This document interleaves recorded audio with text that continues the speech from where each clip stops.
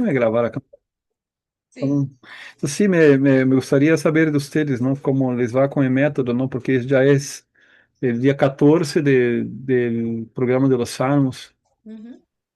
y ya hace 2 semanas que estamos en eso de los Salmos. Parece que fue Sí. ayer, ¿no? Que comenzamos. Todo es muy rápido. Sí, van muy rápido. Y quisiéramos más tiempo para empaparnos más, pero no, es muy de mucha bendición, de mucha bendición. Sobre todo porque, como dice usted, con ese método nos ayuda a ir en orden, ir sacando más y más. A mí, en lo personal, yo estoy maravillada, muy, de mucha bendición. Mi expectativa es de que en la medida en que ustedes repitan a diario, ¿no es cierto? El estudio bíblico, de maneira metódica, o método você vai ir incorporando. Não tem por que incorporar o método à la primeira ou rapidamente. Uno, pouco a pouco, vai entendendo que primeiro tenho que ver o vocabulário, tenho que ver a estrutura de texto, Ujú. tenho que analisar aspectos históricos, aí depois tenho que buscar citas bíblicas que iluminam o texto, aí ir sacando os mensagens que Ujú. estão aí. Pouco a pouco, você vai, de alguma maneira, vai brotando, não? O sentido vai brotando e uno vai percebendo. Aí, quando uno já lê um comentário mais teológico, um comentário mais não, na linha assim, da teologia desse salmo, uno já está melhor preparado para ler, porque às vezes também leemos nos comentários que, se não estamos mentalizados, não entendemos o que o comentário está dizendo, não? Porque são comentários hechos por pessoas muito especializadas, não? E vão a temas espirituais muito profundos. Pero quando tu já haces uma leitura, não? Desglossando o texto passo a passo, quando lees um comentário, hasta essa leitura, hasta a homilia da missa passa a ser diferente, não? Passa a ser diferente. Estou seguro que também em la missa vocês vão a perceber o cambio, porque os salmos estão em todas as missas, não? Em todas as missas estão los salmos. Então, quando aparezca aí na liturgia das horas, na missa, um salmo, é diferente haverlo estudado antes, não? De hecho, nosotros, como ya ve que estoy en el coro, nosotros cantamos lo que es lo que responde la gente. Uhum, Entonces, ya estoy notando que estoy viendo y digo, wow, y esto, y como dice usted, como que automáticamente te vas, eh, esos pasos te vas como, en dónde dice la palabra también de esto? Otras lecturas que lo uhum, avalan, ¿verdad? ¿En uhum, dónde lo otro? Es que, ahora me pregunto, ¿qué querrá decir esto, no? Eso que uhum, usted hace, hay palabras que yo no sé y que vienen y no me daba la tarea por buscarlas, pero usted ahora que está leyendo y dice, esta palabra la busca en el diccionario, quiere decir esto, eso me ayuda a mí porque digo, si es cierto, o sea, yo tampoco sabía qué quería decir eso, pero no lo busqué y ahora me estoy yendo a buscarlo, a ver, ¿qué quiere decir esto? ¿Qué significa?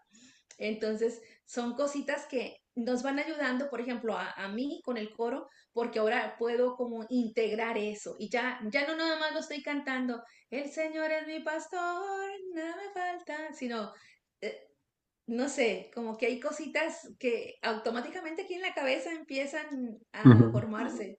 Bendito Dios. uhum. Muchas gracias, maestro. Muchas gracias. Ah, vamos entonces al Salmo de hoy, ¿no? El Salmo de hoy es un salmo especial también porque él concluye esa parte que hemos estado viendo del Salterio, ¿no? Hace capítulo, hace Salmo 14, que va hablando del justo y del impío, ¿no? Como es la visión que tiene el justo de este mundo lleno de impiedad, lleno de mentiras, lleno de falsedades, un mundo que también se presenta como adversario, ¿no? É um mundo que persigue al justo, que no, en el cual el justo no se acomoda. Y en el fondo, en la cabeza del impío, en la cabeza de esta persona que va en contra de la ley del Señor, está el pensamiento de que Dios no está, ¿no? Ya lo vimos en el Salmo 9 y 10, aquella idea de Dios no existe, o Dios si existe no me ve, o si me ve, não me juzga, por lo tanto eu posso fazer o que quiera. E está o tema também da doblez de coração, não? Que é aquela atitude de ter um coração hacia afuera, que pode ser uma pessoa que manifesta hasta actos religiosos, que não nega que Deus existe, pero há um coração hacia adentro que é diferente, não? que es la persona que no, a él no le importa Dios, o los actos religiosos que hacia afuera no los hace desde la interioridad, ¿no? Y esa es la hipocresía, es la falsedad que también denuncia aquí el salmista. Y entonces hoy vemos lo que pasa en el corazón de ese impío, ¿no? Que es esa afirmación, no existe Dios. No se trata de un ateísmo como el ateísmo moderno, filosófico, intelectual, de argumentar que Dios no existe. El hombre antiguo no tenía esa preocupación. Eh, de hecho, vivía un mundo donde había mucha confusión también, no si existía un Dios o si existían varios dioses, etcétera. Pero es más que nada una actitud de vida. Es vivir como si Dios no existiera. Y eso le puede pasar hasta aquellos que se dicen creyentes, ¿no? ¿Cuántas personas se dicen creyentes, pero a la hora que uno le pregunta quién es Dios, da una respuesta bastante corta, ¿no? Bastante subjetiva, bastante enjabonada, ¿no? Así que como que se va deslizando por la tangente. Y en realidad esa persona no conoce a Dios, ¿no? Dios no hace parte de su vida. Esse é o ponto, não? Entonces também questionarnos, ¿no? Que tanto nosotros somos así, que tanto Dios realmente está presente en mi vida, en mis pensamientos, en mis actitudes, como critério de mi conducta, de mis decisiones, como es mi relacionamiento con Dios, ¿no? Vamos entonces pedir al Espíritu Santo que nos ayude a crecer en ello, ¿no? Sobre todo en el entendimiento de este salmo que vamos a leer hoy día. Em nome de Patris et Filhos et Spiritus Sanctus, Spiritus Sancti. Amém. Pater omnium benedictionum, infunde super me gratiam Spiritus Sancti, ut mens mea aperiatur ad intelligentiam sacrarum scripturarum, et ut interpretando eas cum auxilio eius, cor meum aperiatur ad veritatem et conversionem. Revela mihi ac dia iterum mysterium Filii Tui, Iesu Christi, Domini nostri, ut fides mea crescat, spes mea roboretur, et semen verbi tui fructum ferat in me per caritatem et virtutem per Iesum Christum Dominum nostrum. Amen. Iesu Domine misericordia, in te confido, Maria Virgo dolorosa, ora pro nobis, in nomine Patris et Filius et Spiritus Sancti. Amém. Vamos à versão litúrgica do Salmo 14, que na liturgia, por ser numeração barra, aparece como Salmo 13, não? Então vamos aqui.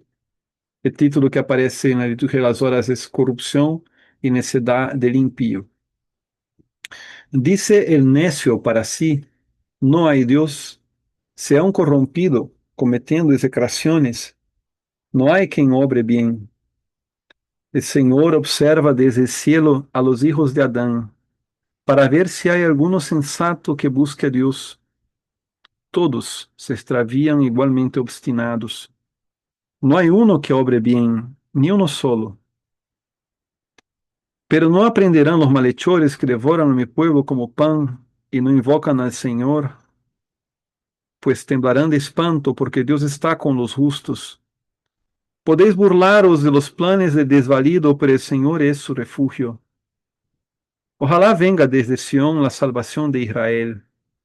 Cuando el Señor cambie la suerte de sus pueblos, se alegrará Jacob y gozará Israel. Palabra de Dios, te alabamos, Señor. Muy bien, esa es la versión litúrgica que como traducción hoy día la voy a usar bastante porque la traducción de ese salmo, cuando vemos la comparación de traducciones, vemos que es un salmo un tanto difícil de entender en otras traducciones. La que usamos en Navarra también es una traducción no tan difícil, pero yo creo que la litúrgica nos da una ventaja. Em quanto a unidades literárias, veja que curioso, não? Temos aqui a linha primeira, não? Que não suele aparecer em la versão litúrgica, não é certo? Que é o que se chama a inscrição do salmo ou o encabeçado do salmo, que em grego diz para o cumprimento ou para o fim, e na Bíblia, em hebreu, diz al maestro del coro, não? Então, solemos verlo assim em nossas Bíblias. Pero não aparece isso na Bíblia, em el texto litúrgico, correto? tenemos el Salmo, ahorita vamos a hablar sobre el Salmo en cuanto a una unidad literaria, pero vemos que la versión Septuaginta tiene todo un párrafo que no lo vemos en ninguna otra Biblia, ¿no? La Biblia en griego trae aquí un texto, eh, no sé, siquiera sé si está numerado por versículos, ese texto, déjame ver allá en la Septuaginta. Vamos a ver aqui. Se quer ver se tem versículos esto, ¿no? Aqui Salmo 13, ¿no? Salmo 13. Esse é no versículo 3, ou seja, versículo 3 da Bíblia em griego, como puedes ver acá, está expandido, ¿no? Tiene sepulcro abierto en su garganta, no sé, hablando de los impíos, ¿no? Todos se extraviaron y a la vez se volvieron inútiles. No hay quien practique el bien, no hay ni uno, ¿no? Eso sí está en la traducción que hemos leído, pero ahí se amplía esa idea, ¿no? Sepulcro abierto en su garganta, con sus lenguas engañaron, veneno de serpiente bajo sus labios, cuya boca está llena de maldición y de amargura, pronto sus pies a derramar sangre, ruina y humillación en sus caminos, pues camino de paz no conocieron y no hay temor de Dios frente a sus ojos. Um texto bastante fuerte, ¿no? Explayando, ¿no? Essa maldade de los impíos. E aqui há uma nota, ¿no? Desse salmo, vamos a ver acá.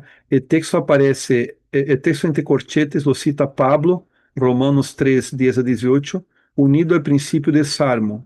Não aparece assim na Bíblia hebreia, sino disperso em Salmo 5, Salmo 10, Salmo 139, Salmo 4, Salmo 9, 28, Isaías 59, 7 al 8, Salmo 35, 2. Sin embargo, está presente nos códices Vaticano, de Londres, de Verona, e no papiro 230 do século III, em la versão Ciro-Hexaplar de Pablo de Teia, assim como nos minúsculos que formam grupos com eles.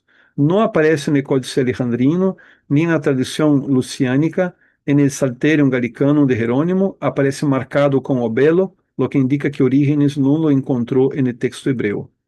Porque hay todo acá un tema de crítica textual. Eso es crítica textual, ¿ya? Eso acá es crítica textual así, en su mejor expresión. Estamos viendo un texto que aparece en algunos manuscritos, incluso se considera citado por São Pablo en la Carta a los Romanos, que aparecem em códices griegos, pero não em todos. Aí citou no comentário em quais aparecem, em quais não, não. Entonces, esta edición acá pero lo puso en corchetes, pero es por eso que nosotros no lo vemos publicado normalmente en otras Biblias, ¿no? Incluso porque las otras Biblias suelen tomar también de otras fuentes, como por ejemplo el hebreo, ¿no? La versión en hebreo. Entonces, nada, sería interesante incorporar esa idea acá. Acá, literalmente, esto es una versión del Salmo que aparece na Bíblia em alguns manuscritos gregos, pero não em todos. Não? Podemos separar essa unidade literária cá, não? Que completa o versículo 3, não? Que completa o versículo 3, ahondando na figura do impío. Ora, dicho isso, não? Excluindo esse detalhe, não? Que esse texto grego, não? Que se añade em algumas versões, el salmo é um salmo que tem uma coerência bastante clara, não? Ou seja, ele é constantemente um salmo meditativo. Não é como o salmo de ayer, salmo que vimos ayer, o salmo 13, que está o salmista como um eu, hablando com Deus como um tu, não? É decir, um relacionamento entre eu e tu, uma verdadeira oração, não? Nesse salmo não. Todo o tempo aqui o salmista está hablando acerca de los necios, ou hablando acerca de la estirpe del justo, ou hablando acerca de Deus, não? Deus está com a estirpe del justo. Ele não está hablando com Deus, ele está hablando com o público em geral, não? E esse assim de começo a fim, não? Esse assim de começo a fim. Aqui, al final, é como que uma oração que venga de Sion, a salvação de Israel, pero é uma oração também muito impersonal, não se quer cite o nome de Deus, pero ele está pedindo que de alguma maneira que Deus se manifieste desde Sion, não? Entonces es una oración de manera indirecta. Entonces así, tenemos una primera unidad literaria, que es la inscripción, y una segunda unidad literaria, que es todo el salmo, pero un asterisco aquí, una observación que en algunas versiones griegas tenemos un texto más amplio en el versículo 3, ¿ya? Que profundiza essa maldade, não, de los impíos. É, em quanto ao vocabulário e palavras que podem diferenciar-se entre uma versão e outra, é, nada também é que observar que seja muito relevante.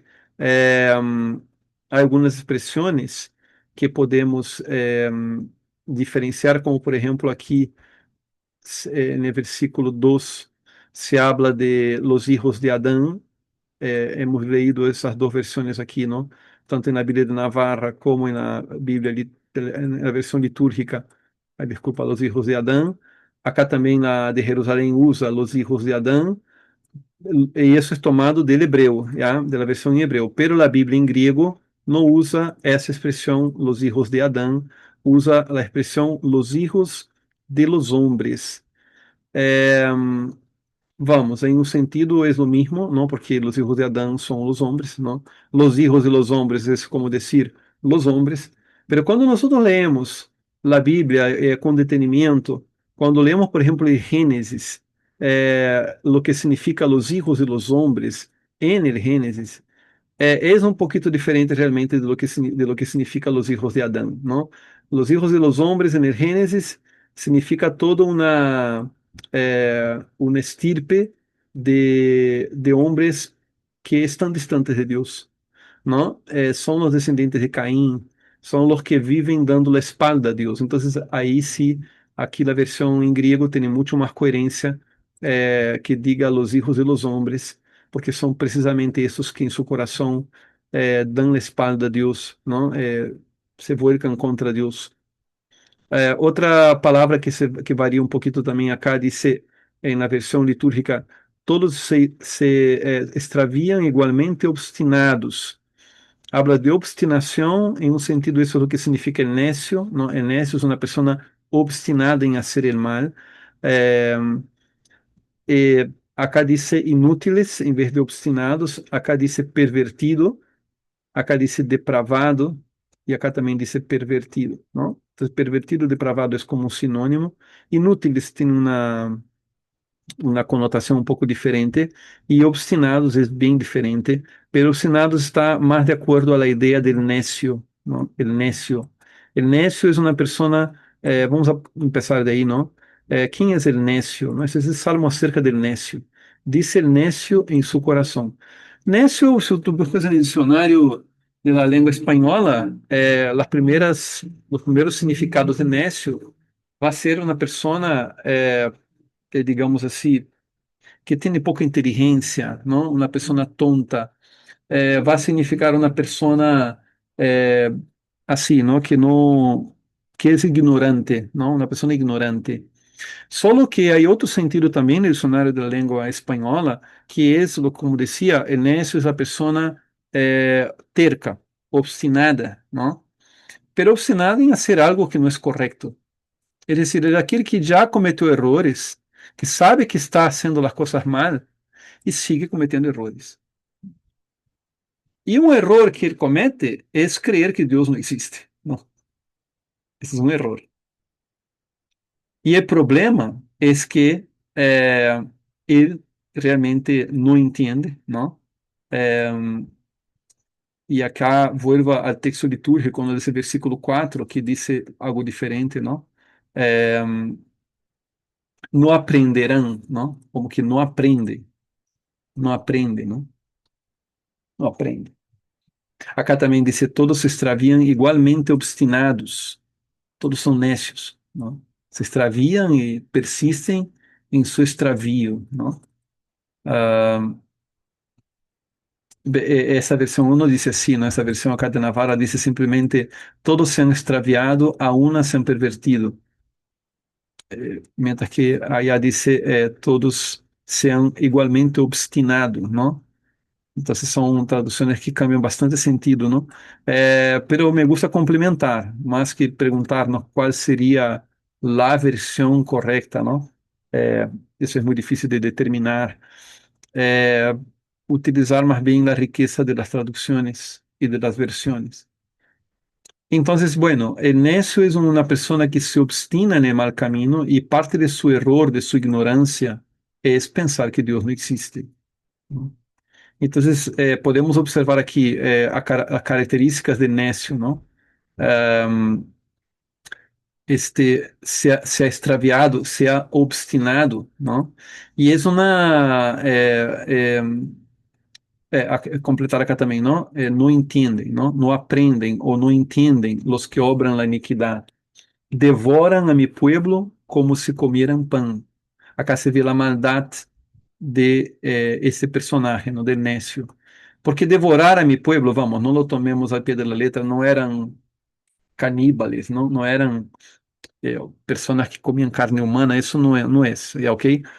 Não temos na Bíblia nenhum dato acerca desse tipo de prática, sequer quando os profetas condenavam as maldades dos israelitas, não se menciona isso. ¿Ya? Então não se trata disso. Não tomemos essa pela letra. Pero a ideia de devoradores de homens, não? É a ideia que estivemos vendo há pouco, relacionada com o quê? Com aquele animal, ¿no? Que devora, esse sí, ¿no? Que é o leão, ¿no? Então podemos falar acá de leão, de lobo, de oso, de leopardo, ¿no? Dessas figuras, desses animais ferozes que, sí, ¿no? Aparecem muitas vezes como uma metáfora del impío, ¿no? Porque são pessoas que atuam como animais, não? Como animais ferozes. São crueles, são pessoas crueles, são pessoas despiadadas. Então, devoram mi pueblo como se comieran pan. Como se comieran pan, que nos hace pensar, não? Como algo cotidiano, não? Como algo assim, não? Que uno hace todos os dias. Devora mi pueblo como se comieran pan. O sea, ellos se portan crueles com o pueblo a diário. Então, gente muito perversa, não? É, e também aqui subrayar esta parte acá, não? Se han corrompido, esse término acá, corrompido, é um término muito importante na Bíblia, não? Porque a Bíblia, quando habla de la vida, habla de uma vida imortal, não? Assim começa o texto bíblico falando del árbol de la vida, não? Só que o ser humano, por el pecado, ele é expulsado do paraíso, ele já não tem acesso ao árbol de la vida, e por lo tanto ele se vai corromper. Gênesis 3 está a condena do ser humano, quando Deus disse: Has venido del polvo e al polvo volverás. Que significa isso? Te vas a corromper, não? Então, a corrupção é signo de la pérdida do paraíso. A corrupção significa a pérdida da vida que Deus ha dado. Em outras palavras, é a pérdida de la gracia. Vocês han perdido la gracia, não, a graça divina. A corrupção é vista na Bíblia de maneira muito patente quando se habla de la piel, ¿no? La piel que se arruga, la piel que se enferma, la piel que adquiere manchas ou incluso lepra, la piel que sangra. Para el israelita, isso é uma das maiores expressões dessa corrupção, não? Então, se han corrompido, han obrado actos abomináveis. É, Se vocês veem que significa actos abomináveis, acá também aparece a ideia de iniquidade, não? Obram, não é verbo obrar, obram actos abomináveis, obram la iniquidade. São duas coisas que convém também aqui observar. La iniquidade vem da ideia de falta de igualdade, não? Vocês não tratam a las pessoas com equidade, não está a equidade. A equidade é sinônimo de justiça, então a iniquidade é sinônimo de injustiça. Es decir, son personas que no respetan, no respetar el derecho, ¿no? No respetar la ley. Son personas que no tienen ley, que no tienen respeto al derecho, que tuercen el derecho, es otra expresión bíblica también, ¿no? E abominação, abominação é sinônimo de quê? en la Biblia, abominación es sinónimo de monstruosidad, ¿no? Monstruosidad. ¿Qué significa esto, monstruosidad? Monstruosidad es una mezcla entre lo humano y lo animal, ¿no es cierto? Un monstruo sería un híbrido entre el hombre y el animal. Es decir, es ser humano, pero se comporta como animal. Ya hemos hablado acá, ¿no? De devoran a mi pueblo. Eh, entonces son actitudes crueles, ¿no? Y nos hace pensar en el pecado original, ¿no? El propio Caín actuó como una serpiente, ¿no? Actuó como un hijo de la serpiente, atacando a su hermano, dando el bote a Abel, ¿no? Y golpeándolo y matándolo. Entonces esas son las monstruosidades que hacen los impíos. Pero el animal no solamente actúa con ferocidad, violencia, envenenando, matando, destrozando. El animal también tiene impulsos de reproducción, ¿no? El ámbito sexual del animal, él es regido por la necesidad. El animal no tiene arbitrio, no tiene inteligencia y voluntad para frenar sus impulsos, sus, sus deseos. Entonces, de alguna manera, cuando la Biblia habla de actos abominables o actos monstruosos, está diciendo que el ser humano se está comportando como un animal también en el ámbito sexual. Es decir, está siendo desenfrenado en el ámbito sexual. Entonces, essa frase é uma frase que vai aparecer muitíssimas vezes, não? Em los textos de condena profética, em salmos, em textos de sabedoria, quando se habla de abominação, não? Então, vocês têm que imaginar de que se trata, não?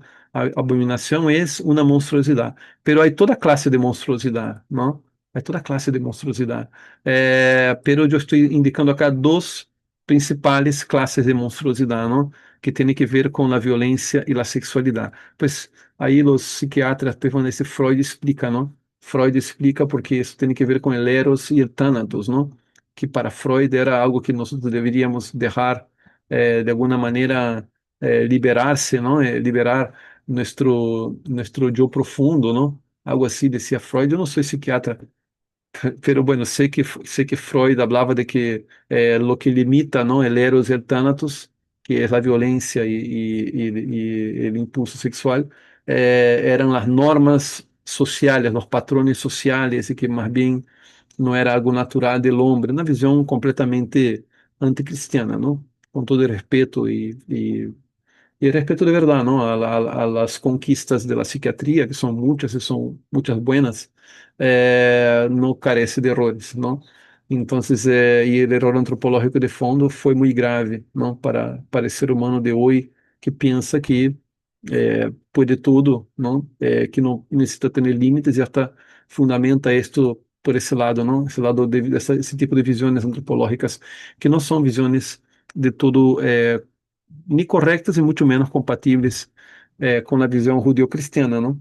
Então, ele impío, ele nécio, ele que não tem a Deus, não tem lei, não? Atua como um animal, não? E crê que isso está bem. Só o que o salmista está dizendo, não há quem haga el bem. E essa constatação que o salmista hace, também é o que Deus vê. No versículo 2, Deus desde arriba mira, ¿no? Esa idea de que Dios no solamente existe, sino que Dios está mirando, ¿no? Mira a los hijos de Adán o los hijos de los hombres, ¿no? Que es la estirpe de Caín, ¿no? Para ver si hay alguno inteligente. Acá hay una oposición entre el necio y el inteligente. Y el inteligente es sinónimo del que busca a Dios.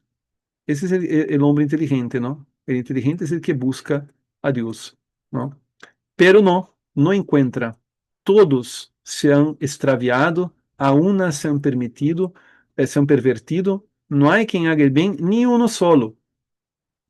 Veo que estamos com o tempo agotando-se já.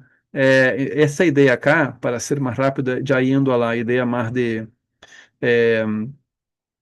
um pouco da análise canônico e de sentido espiritual.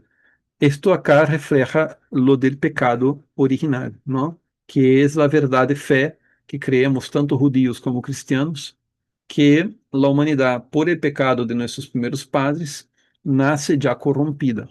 Essa ideia ela vamos ver em Gênesis, como comentei, por exemplo, Gênesis 6, que vai falar, não, da perversão da humanidade, esse capítulo que empieza a falar de dilúvio também. Lá vamos ver, por exemplo, em Salmos, como por exemplo o Salmo 51, poderia iluminar aqui este passagem, não? Vamos ver aqui Salmo 51, que é esse salmo no qual o rei Davi pide perdão a Deus por seu pecado, não, de adultério, por el crime que cometeu contra Urias, não, por toda aquela sequência de pecados muito graves que cometeu o rei Davi. E aqui no versículo 7 ele vai dizer: Mira, em culpa nasci e em pecado me concibiu mi madre. Então, assim, uma profunda consciência de que uno nasce pecador, não? Eu nasci pecador. Eu nasci deteriorado, não? E esse texto em grego que falta, não, nas Bíblias, que está na Septuaginta, é bem interessante, porque é, vimos no comentário que esse texto é um combinado de vários outros textos bíblicos, não? Pero hay acá algo interesante que dice que sepulcro abierto es su garganta, con sus lenguas engañaron, ¿no? Eso lo vimos creo que en el Salmo 5. Veneno de serpiente bajo sus labios, cuya boca está llena de maldición y de amargura. Entonces esa idea, ¿no? De que hay veneno de serpiente en el hombre, ¿no? Entonces eso nos hace pensar en términos de el Génesis también, ¿no? De diablo, ¿no? O sea, el veneno de la serpiente, en otras palabras, sería las mentiras del diablo, ¿no? Entonces las mentiras del diablo, las maldades del diablo, de alguna manera están en el hombre que no busca a Dios, ¿no? Entonces, esto, ¿qué solución tiene, no? ¿Cuál es la solución para ese problema de la humanidad? Bueno, primero, creer en Dios, ¿no? Segundo, tenerle temor, ¿no? Tenerle santo temor, cosa que a estos impíos le falta, ¿no? Eh, entender que Deus sale ao encontro do homem. Mira aqui essa segunda parte, não? Porque aqui temos uma primeira parte. Uma primeira parte que é este lamento em forma de meditação sobre o mal, não? O mal no homem. Acá nesse segundo momento, vem como que um giro acá temático dentro do Salmo, que diz que agora esses impíos temblarão de espanto, porque Deus não solamente existe, Deus está com la estirpe del justo.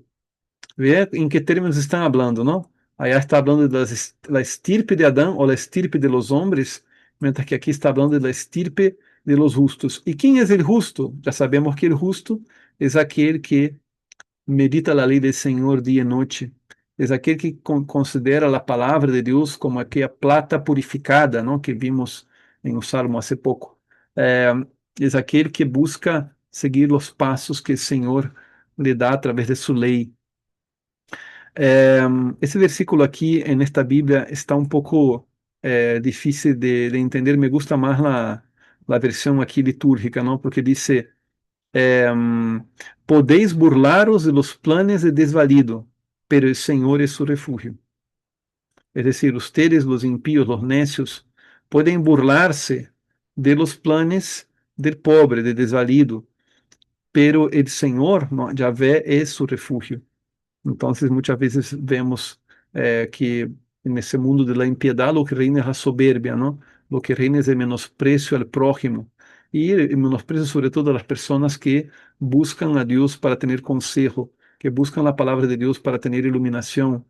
Bueno, el impío se burla de ello. Acá esta versión dice que los avergüenza, ¿no? El consejo del pobre los avergüenza.